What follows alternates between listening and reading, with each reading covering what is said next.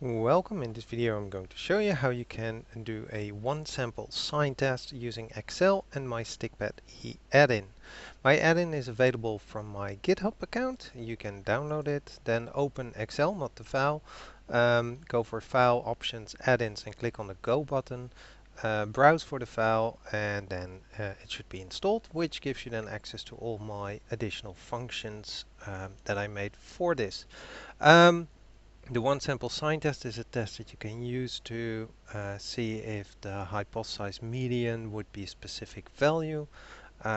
It's an alternative for the Wilcoxon signed rank test, or perhaps even a one sample trinomial test. Now, to show you how this can be done with my add-in, I have some example data in column A. First of all, it's numerical, but I also show an example where the data is not numerical but is ordinal. The function of interest is TS, short for test, and then underscore sign, and then underscore OS for one sample.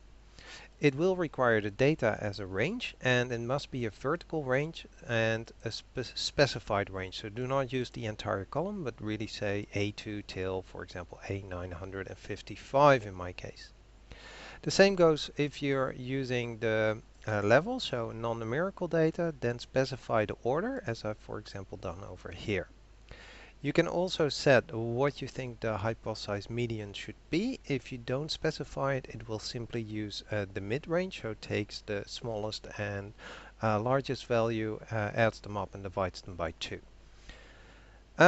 It will return a small array of 2 by 3, so 2 rows and 3 columns, and the columns will have the hypothesized median used, the significance, the p-value, and a small description of the test that was used.